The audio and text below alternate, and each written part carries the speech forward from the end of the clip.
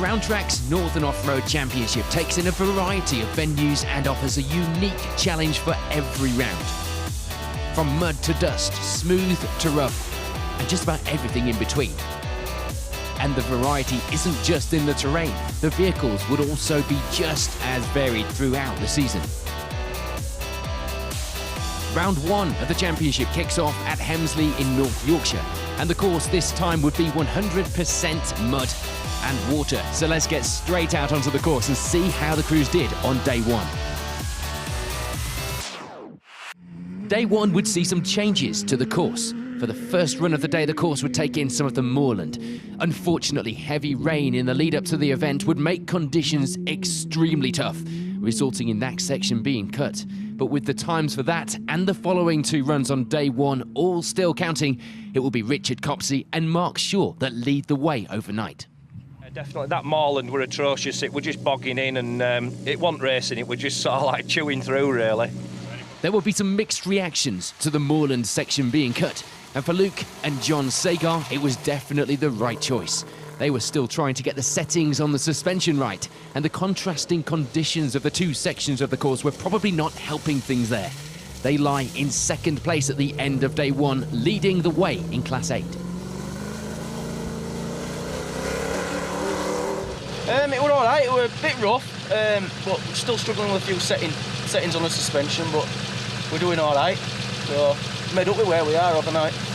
Brian Farmer and Richard Rawlinson would end the day with 3rd. They didn't have a good first run and were much happier with the course now. No problems to report. They were in a good position, ready for a push on day 2. First run were terrible, just too wet and too sloppy, but once they altered the course we found it acceptable and quite fast. Aston Cox and Becca Clarkson, meanwhile, would be surprised by the position that they held at the end of the opening day. 4th place overall and 2nd in Class 8. It could have been a little higher had it not been for a missed-up screen due to water on the opening stage. To be honest, we had a couple of problems, but apart from that, the car's going really well, and I'm quite shocked I'm sitting in 4th position, to be honest. But, And no problems for Ben Gill on day 1. He leads the way in Class 9 at this point in the event.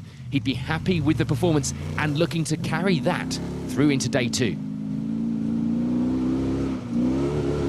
It was really good. We just, I think they shouldn't have cut that more out. I think we should have kept that. That were a bit testing, wasn't it? Sorts men from boys. It's a new car this season for Simon Adams and Ross Walker. The Maverick X3 will be a step up from last year's buggy and, of course, like any new car, will be undergoing modifications as the season went on. First on the list after this round might well be a windscreen.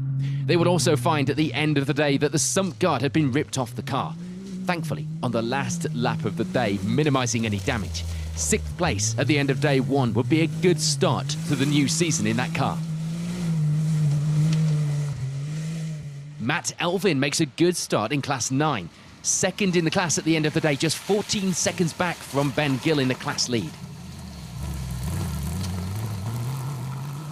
And for Dan Lang, it will be a further minute back to 3rd place in the class. The time's not quite as competitive in the class once the moorland section had been cut from the course.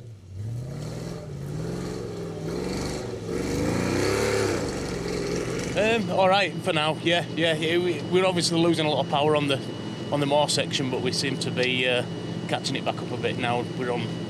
It's all been missed out and we're back through the woods. James and Jenny Canterbury bring the new car out for its first event, looking to do some testing and seeing how things handled. Things were going well so far though, with no issues to report, ending the day with 9th place overall and 3rd in Class 8. Like everyone else, I was pretty glad that the moorland got took out. But this is a brand new car, this one, so it's my first race in it. So it's a bit of a test weekend for me. So And everything's going well with it? Everything seems to be going well so far. Touch wood, it carries on that way.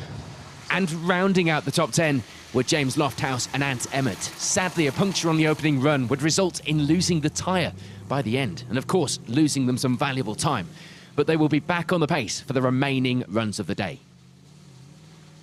Just taking a quick look outside of our top 10, it will be 5th place in Class 8 for Ian Goodyear. Unfortunately, the time for run 3 will be a minute slower than his previous run, and could have been the difference between 11th overall and 9th at this stage. For Richard Cooper and Andy West, it would be a good run, up to the point that they hit the tree on run 3. They did, though, complete the stage and end the day in 12th place overall. But the Beers would have to wait until the car was repaired, ready for action on day 2. Day 1 would go well for Paul Short.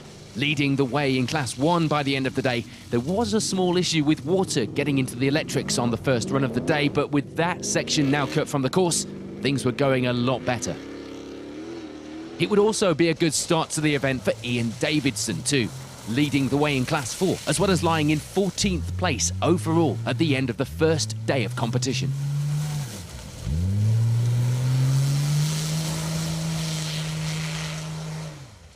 George and Jacqueline Bryson were competing in only their 3rd event after making the switch from historic rallying. And what a contrast that switch would turn out to be. Their only issue, though, would be with water on run 1 and the task of trying to dry themselves off afterwards. You didn't get this in historic rallying, did you? Yeah, it was good. It was a bit slippy and a bit wetter than what we'd imagined. This was only our 3rd event, so I'm not quite sure how to take things, but yeah, it was good. I enjoyed it. Unfortunately, Cameron Jones and Sam Fitzpatrick wouldn't have the best of starts to their event, losing the power steering and wipers on the first run of the day. But it was still a better start than their previous event last year at Sweet Lamb. They lie in 16th overall, starting now to climb their way back up the leaderboard now the problems had been sorted.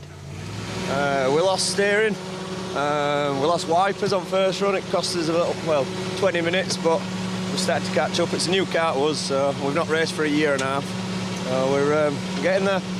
And Steve Hill and Matt Walker will be another crew to suffer with broken wipers on the opening run.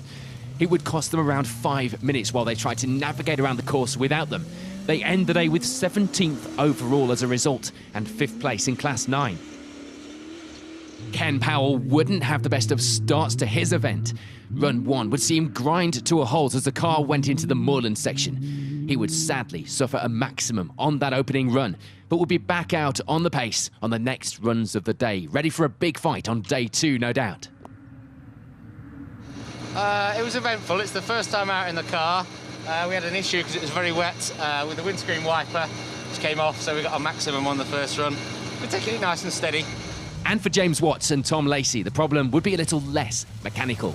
They ran out of fuel on the opening run, taking a maximum. Indeed, problems too for Darryl Ruthven and Graham Fernley would see them take a maximum on the opening run with electrical failure.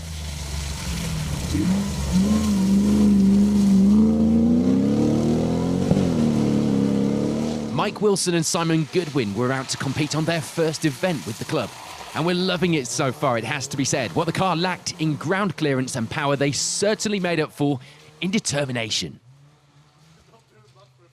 Meanwhile, for Billy Cruikshank and Grant Miller, there will be problems towards the end of the first day.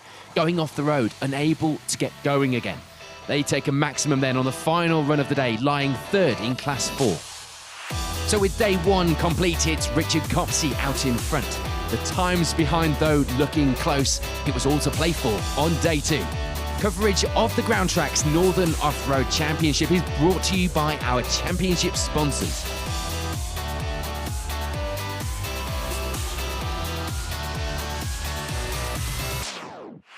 On to day 2 then, and over the morning's runs, there wouldn't be any change to the lead. Richard Copsey continues to hold the advantage there by almost 2 minutes. Just 1 puncture this morning would be the only issue for the pair.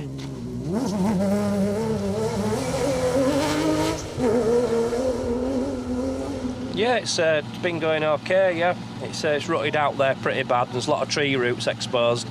We've just had just 1 puncher. There would be change in 2nd place though. Brian Farmer and Richard Rawlinson moving up to take that position over the morning's 3 runs. Happy with the times and trying to chase down Copsey up ahead. A bit of red mist needed today, perhaps. Oh, it's going great. We're loving it out there now. It's really rough, really fast. Just try to catch this man in front of us now. But we're putting in reasonably similar times. Doing some real off-roading.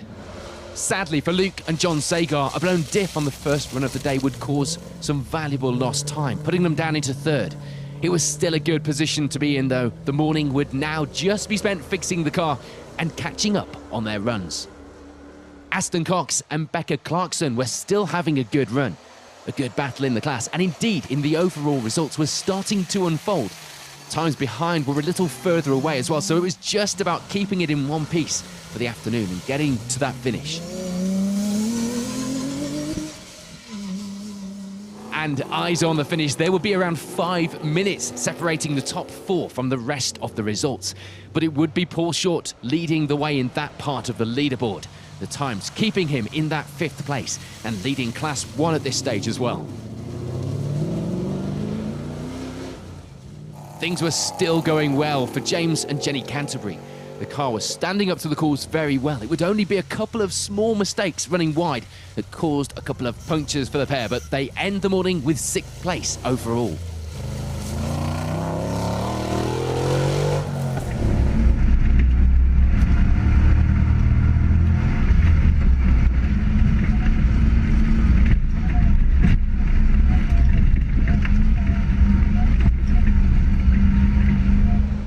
And things were going much better now for Cameron Jones and Sam Fitzpatrick.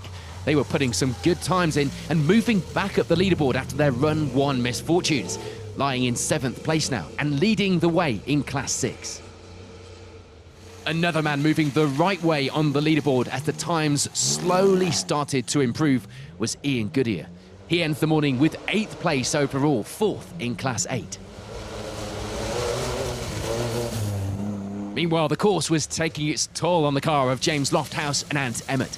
Ongoing repairs and broken wheels would be slowing them a little, and that would pretty much be the theme of their day, but they would still be lying in 9th place by the end of the morning. Not so bad, just dealing with the ongoing repairs. What's been going wrong?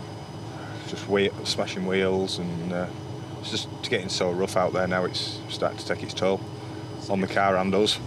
Rounding out our top 10 would be Ben Gill. Sadly, a maximum on the final run of the morning would put him down the order a little, having to pull over on the stage when the steering wheel broke on the car. Just outside our top 10 then, in 11th overall, were Steve Hill and Matt Walker. Things going well for the pair.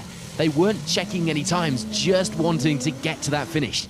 The car only just finished the Wednesday before the event, so this was, in effect, the shakedown. Another crew testing the car as the season got underway. George and Catriona Bryson will be looking towards the finish now as well. They get through the morning stages in one piece, deciding that the pace was probably about right. Any faster and mistakes could be made. It was discretion, the better part of valor today. They lie in 12th place overall now. And another man struggling with the conditions was Dan Lang. The course rutting out badly now, so that would mean he actually got stuck at one point, having to take a maximum on run 6. Things were going much better though for James Watts and Tom Lacey, now that they'd worked out the fuel consumption of the new car. They make it round without any major issues and end the morning with 14th overall. They planned to keep that pace to the end of the event, the finish now in sight.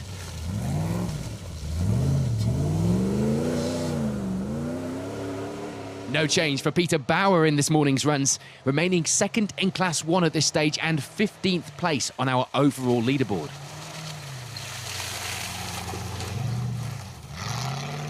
Bauer would be just over a minute ahead of Paul Wilde at this stage, 16th overall and 7th place in Class 8 for Paul now.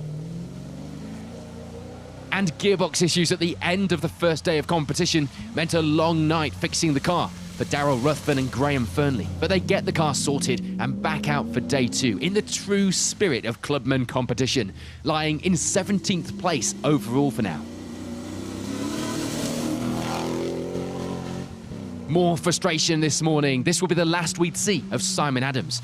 Water getting into the belt housing over the weekend had weakened it, finally giving up on run 5. The decision was made to pull over and call it a day for this event, rather than fix it and risk any damage as a result.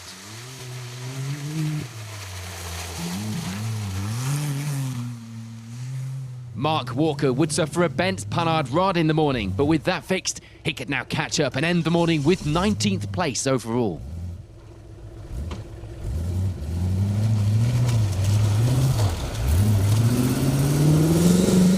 Yeah, steady morning. Bent a Panhard rod and put a new one of them on, but yeah, hopefully we'll get through to the end of the day, hopefully with no more problems.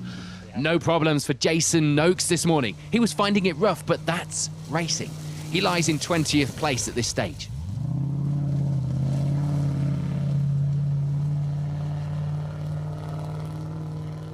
And no change in position or pace for Michael Wilson and Simon Goodwin. They continue their battle with the course in the Freelander, but still enjoying themselves with every mile throughout the day.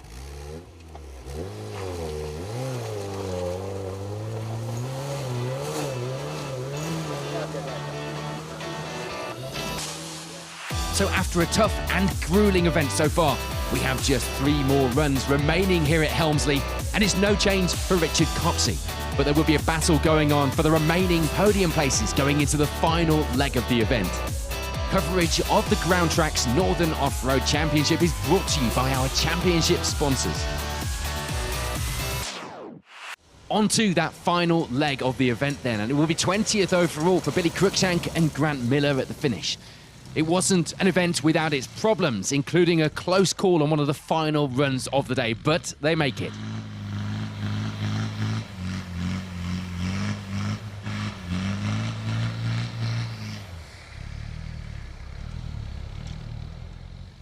For Jason Noakes, it will be 19th place at the finish, ending the event with 9th place in Class 8 too. And Peter Bauer would end the event with 2nd place in Class 1, as well as 18th on the overall leaderboard.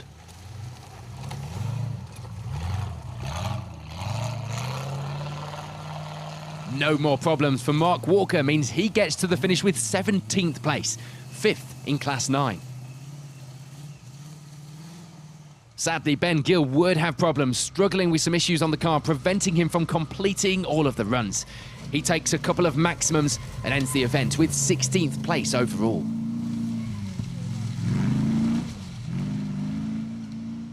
No more problems though, and indeed, no accidents for Darrell Ruthven and Graham Fernley in the afternoon on day 2. They make it to the finish with some good times, ending the event with 15th place overall. Paul Wild would have a steady run in the final part of the event to maintain a finish, ending the event with 14th place, 7th in Class 8.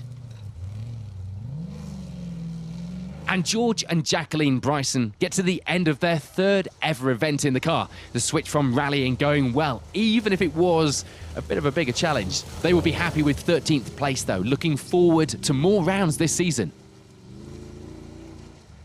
Dan Lang manages to avoid getting stuck anywhere else this afternoon, ending the event with 12th place overall, 3rd in the class. A good end to a weekend of mixed fortunes for Lang.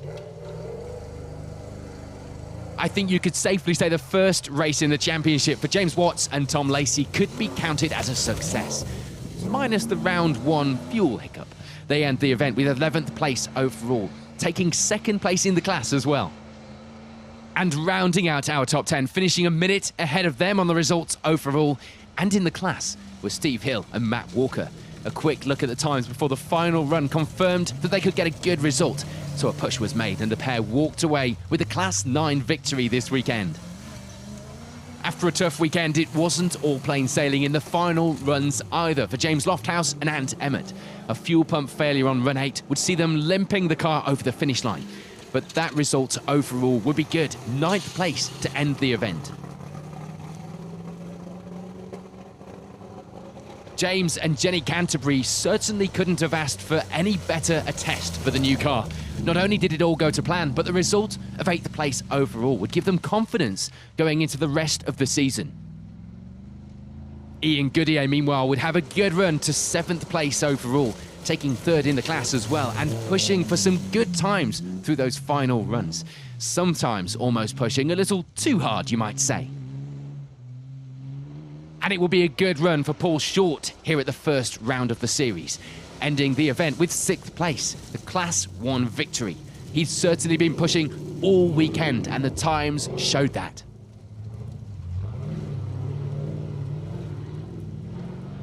Cameron Jones and Sam Fitzpatrick have a good comeback throughout the day to end the event with 5th place overall. A good end to what started out pretty badly. A little bit of body damage towards the end of the final run will be the only issue to report for the pair on day 2. Frustration for Luke and John Sagar. They would slip back from that 3rd place they'd held coming into the afternoon, ending the event with 4th. This incident with a tree on one of the final runs of the day certainly didn't help their cause. There may only have been a few seconds lost, but they miss out on that podium place by just 7 seconds. But that does show just how close it has been at this first round. So if you've been following the leaderboard, you will know that that means for Aston Cox and Becca Clarkson, it will be 3rd. A great podium position that they would have taken at the start of the event. The times had been good all weekend and the car stood up well to the tough conditions. For Brian Farmer and Richard Rawlinson, despite their best attempts, there would be no catching the leaders. They'd have to settle for 2nd place, but that was certainly a result they could be happy with. They end the event 1 minute ahead of Cox by the finish. So that means that it was victory for Richard Copsey and Mark Shaw, getting off to the best possible start in the championship. A good clean run all weekend with just a few minor issues would ensure that win, and by a comfortable margin too. Yeah, it couldn't have gone better really. We led on Saturday, but there were only 3 runs. It got cut short, and then on Sunday today we've set some good times. So the car's run really well. Yeah, thanks. It's been a good event. We've come 2nd overall, which is a fantastic result for the beginning of the season. As I said before, we try to catch Mark Copsey up, but time we're against is TikTok. Yeah, it's been really good. So the first run on Saturday was very wet and slippy, a bit splishy, splashy, washy and whatnot. But apart from that, it's all been good. The car's been spot on. The service crew have looked after the car for me well, and especially Dad. And yeah, I'm just happy with the result. Gone hard, and that's about it, really. So confirmation of the win there for Richard Copsey here at round 1, and that close battle for the podium places just below it. The championship points after round 1, of course, reflect that final result this weekend, with last year's champion Anthony Jackson also taking maximum points for Clerk of the Course duties on this weekend's event. Coverage of the Groundtrax Northern Off-Road Championship is brought to you by our championship sponsors. Thank you for watching.